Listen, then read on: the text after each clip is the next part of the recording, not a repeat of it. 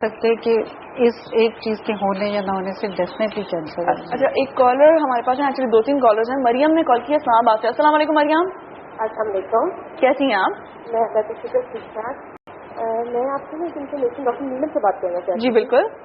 Doctor نیلم السلام علیکم. السلام علیکم. یہ میں نے نا آپ سے اپنے پیشنٹ کے بارے میں پوچھا تھا. میری مدر ان لا ہے جن کو 2 months پہلے ڈائگنوز ہوا بریسٹ کینسر. جی. تو ان کی سرجری ہو چکی ہے اور ان کا انہوں نے گریڈ 2 بتایا. اب ان کی کیمو چل رہی ہے، تو کیمو کے سلسلے میں آپ سے یہ پوچھنا تھا. یہاں پہ ہم نے 2 آنکالوجسٹ کو دکھایا ہے. ان میں سے ایک آنکالوجسٹ کہہ رہے ہیں کہ ان کو 4 انجیکشنز لگنے چاہیے اے سی کے، مطلب 4 سائیکلز ہونے چاہیے ان کے اے سی کے، اور بس دیٹس اٹ. جبکہ دوسرے آنکالوجسٹ ہیں وہ ہمیں یہ بتا رہے تھے ان کے 4 اے سی کے سائیکلز کے بعد پھر 4 ٹیکسنز بھی لگنے چاہیے ان کو. تو ان کی ایج ہے آلموسٹ 69 ایئرس.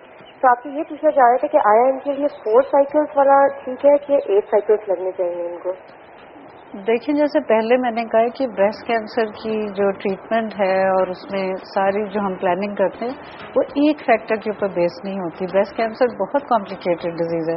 یہ جو ہم اپنے جونیئرس کو بھی ٹرین کرتے ہیں کہ دیکھنے میں آسان لگتا ہے 4 سائیکل 6 یا 8 سائیکل، لیکن ہر مریض کی بیماری، ہر مریض مختلف ہے، ہر مریض کی بیماری مختلف ہے، اور اس بیماری میں بریسٹ کینسر کی بھی بہت ڈفرینٹ ٹائپس ہوتی ہیں جو ایک ایک چیز ہم اکٹھی کر کے پھر اس کا رسک کیلکولیٹ کرتے ہیں کہ اس کا رسک بیماری کے واپس آنے کا کیا ہے. سو کئیوں کیا رسک کم ہوتا ہے کیونکہ ارلی سٹیج ہے یا اور کچھ فیکٹرز ہیں. کئیوں میں ہمیں پتہ ہوتا ہے کہ اس عورت کو 40 سے 50% چانس ہے کہ بیماری واپس آ جائے گی. سو اس کو ہم مد نظر رکھ کے پھر ٹریٹمنٹ پلان کرتے ہیں. Generally speaking number of cycle جو ہے، اب کیونکہ میرے پاس ساری انفارمیشن نہیں ہے، میں نہیں کہہ سکتی کہ 4 یا 8 میں پوری ڈیٹیلز کینسر کی جو پیتھولوجی ہے، اس کی سائز کیا تھا، اس کے لمف نوڈ میں گیا تھا یا نہیں، اس کے اوپر بیس پھر آپ ٹریٹمنٹ ڈیسیژن لیتے ہیں. بٹ آئی ایم شیور کہ جو ڈاکٹر ان کو ٹریٹ کر رہے ہیں ان کو صحیح پتہ ہوگا. اور اگر ان کا ہارمون پازیٹیو ٹیومر ہے تو پھر تو یہ کہ زیادہ بینیفٹ ہارمون دینے سے ہوگا. Thank you so much Maryam for calling. And ایک اور کال ہے ہمارے پاس سعودی عرب سے، فرحانہ کی. السلام علیکم فرحانہ. وعلیکم السلام. کیا حال ہے سر؟ بالکل ٹھیک، آپ کیسی ہیں؟ اللہ کا شکر. آپ سناؤ؟ بالکل ٹھیک. کیا سوال کریں گی؟ مجھے ڈاکٹر صاحب سے بات کرنی ہے. جی. ہیلو، السلام علیکم. وعلیکم السلام. ڈاکٹر صاحب مجھے یہ پوچھنا ہے کہ I am 38 years old lady. میرے 5th بیبی میں میری بیٹی نے مجھ سے فیڈ نہیں لی. That's why I don't know what's the problem. مگر اس کے بعد مجھے ایبسیس ہو گیا. تو بریسٹ میں میرے 2 آپریشن ہوئے سعودی عرب میں. ایک بچی جب میری 1 month کی تھی، and then she was 8 months old. تو ایبسیس تھا، تو اس کی میموگرافی بھی ہوئی، اس کی رپورٹ بھی ہوئی، بایوپسی بھی ہوئی. It was all clear. مگر مجھے آپ سے یہ پوچھنا ہے کہ یہ بعد میں مطلب جیسے آپ کا 40 یا 45، تو اس میں کچھ حد تک اس میں کچھ مطلب دوبارہ کینسر ہو جائے یا لمپ ہو جائے، اینی تھنگ، کیونکہ I am very much scared about it. اس کا سمپل یہ ایبسس انفیکشن، ایبسس جو انفیکشن ہوتا ہے. فیڈ نہیں لیا اور سارے بچوں نے میری فیڈ لی تھی، مگر وہ 5th بیبی تھی، اسے فیڈ نہیں لی. تو اس کے بعد ڈاکٹر نے جب ایگزامن کیا تو اس نے کہا کہ یہ ایبسس ہے جسے آپ کا جو سب بچوں نے لی تھی. آپ کے جو سوال کا جواب ہے وہ ہم آپ کو آن ایئر دے رہے ہیں، تو سنیے گا ذرا. Thank you so much for calling. جی دیکھیں، ایبسس جہاں تک ایبسس کا تعلق ہے، ایبسس یوزلی انفیکشن کی وجہ سے ہوتی ہے، اور انفیکشن سے جیسے میں نے کہا پہلے بھی بات ہوئی تھی کہ کینسر کا رسک نہیں بڑھتا ہے، یہ سبسٹینشلی نہیں بڑھتا ہے. تو اس میں آگے جا کر کینسر ہونے کا رسک بہت کم ہے اس پرابلم کی وجہ سے. اگر ایج کے ساتھ ساتھ ایج پرابلی جو ہے سنگل بگیسٹ رسک فیکٹر ہے کینسر کے لیے، تو ایج کے ساتھ سے جیسے رسک انکریز ہوگا وہ ہوگا. اور اگر ایک بیبی نے بریسٹ فیڈنگ نہیں کی یا کم کی ہے تو اس سے بھی کوئی سبسٹینشیل چینج نہیں ہوگا رسک میں. رسک نہیں بڑھ جائے گا کہ بریسٹ فیڈنگ نہیں کی ایک بچے نے تو اس کی وجہ سے ایسا نہیں کہ رسک بہت بڑھ گیا ہے.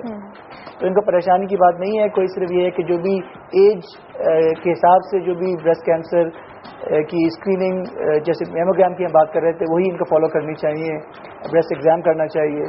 اچھا، ایک چھوٹی سی بریک لیتے ہیں، واپس آتے ہیں. ٹریٹمنٹ آپشنز بہت ضروری ہو گئے ہیں اب ڈسکس کرنا، پلس آپ لوگوں کے بے تحاشا سوالات ہیں، بہت ساری میلز ہیں، بہت سارے میسیجز ہیں. میں میسیج کی طرف سوری بہت معذرت کے ساتھ ابھی تک آئی بھی نہیں ہوں کیونکہ میلز میں ہی کویشچنز ختم نہیں ہو رہے ہیں. بہت اچھی بات ہے، کھل کے سوال کریں جو بھی آپ کا سوال ہے. یہ نہ سوچیے گا کہ جی میں اس بارے میں سوال نہیں کر سکتی، ایسی کوئی چیز نہیں ہوتی ہے.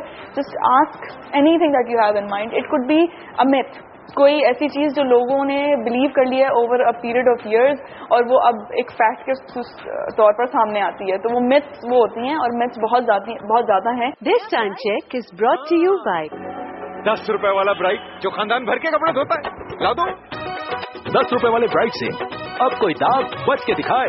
اس مرض سے ریلیٹڈ, بلکہ انفیکٹ کسی بھی مرض سے ریلیٹڈ. تو اگر آپ کے پاس کوئی سوال ہے جو کہ بہت لیمن ہے اور آپ ایسا سمجھ رہے ہو کہ نہیں یہ سوال نہیں کرنا چاہیے, بالکل کریں, بھیجیں سوال 8881 پر میسیجز کیجیے یا کال کر لیجیے, ڈائریکٹلی بات کر لیجیے ہمارے پینل سے, یا میل کر دیں morning@hum.tv پر. ہم ایک چھوٹی سی بریک کے بعد واپس آتے ہیں. گڈ مارننگ زندگی.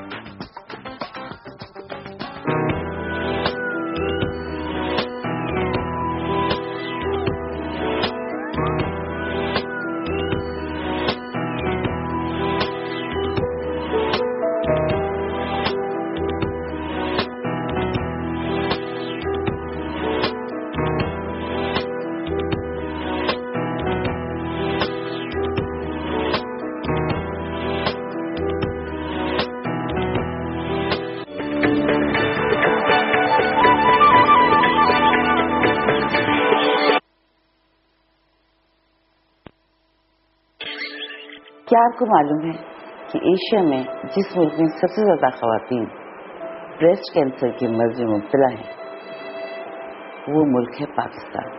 ہمارے ملک میں ہر 9 عورتوں میں سے ایک عورت بریسٹ کینسر جیسی خطرناک بیماری کا مقابلہ کر رہی ہے. وجہ ہے معلومات کی کمی. آئیے ہم معلومات کر دیا جائے, کیونکہ جینا تو ہمیں.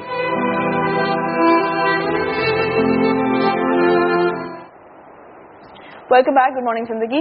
آج جو ہمارے ساتھ پینل ہے وہ اب بریسٹ کینسر کی ٹریٹمنٹ آپشنس کی طرف ہم فوکس کریں گے اور اب اس پہ بات کریں گے. ہم نے اب تک جو بات کی ہے وہ یہ ہے کہ کس طرح اس کو ڈیٹیکٹ کرنا ہے, آپ کو سیلف اسیسمنٹ کرنا ہے.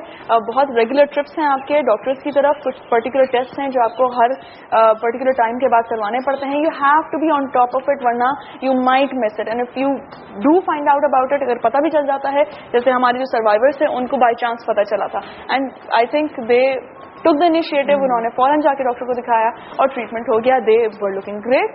آپ نے دیکھا خود ہمارے دونوں سروائیورز, لگ ہی نہیں رہا تھا کہ سروائیورز ہیں, they were looking regular beautiful women.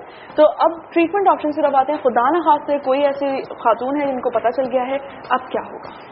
ایک تو میں پہلے کہوں گی, ابھی تک تو ہم سب کو بتا رہے تھے کہ کیسے ڈیٹیکٹ کرنا ہے. اچھی خبر یہ ہے کہ بریسٹ کینسر سے جو ڈیتھ ریٹ ہے وہ بہت کم ہو گیا پہلے سے, اور یہ فگرز ہیں. ظاہر ہے کہ باہر کے ملکوں کی ہمیں زیادہ انفارمیشن ہے.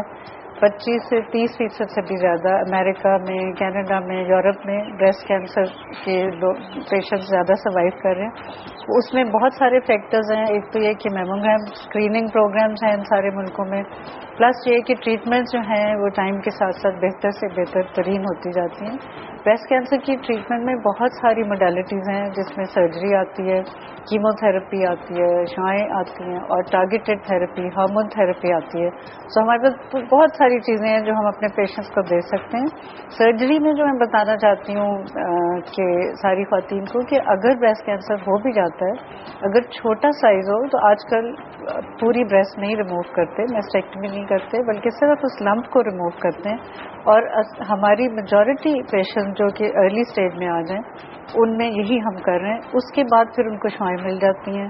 پھر بغل کے جو آپریشن پہلے بڑا زیادہ ایکسٹینسو ہوتا تھا جس سے بازو پھوٹ جاتی تھی, وہ بھی اب بہت سارے مریضوں میں ہم سینٹینل لمف نوڈ بایوپسی کر رہے ہیں, جس کی وجہ سے کم اس کے سائیڈ افیکٹس ہوتے ہیں. کیمو تھراپی کے سائیڈ افیکٹس ڈیفینیٹلی ہیں, لیکن کیمو تھراپی کی وجہ سے سروائیورز بریسٹ کینسر کے بہت زیادہ ہو گئے ہیں, کیونکہ وہ لائف سیونگ ڈرگز ہیں نا. سو وہ تھوڑی عرصے کے لیے ڈیفینیٹلی بہت ڈیفیکلٹ پیریڈ سے پیشنٹس گزرتی ہیں, لیکن اس کے بعد پھر ان کا رزلٹ زیادہ اچھے ہو جاتے ہیں. اور ہر پیشنٹ کو نہیں ملتی کیمو تھراپی, ڈپینڈ کرتا ہے کہ ٹیومر کیسا ہے. کچھ مریضوں کو ہو سکتا ہے کیمو تھراپی کی ضرورت ہی نہ پڑے.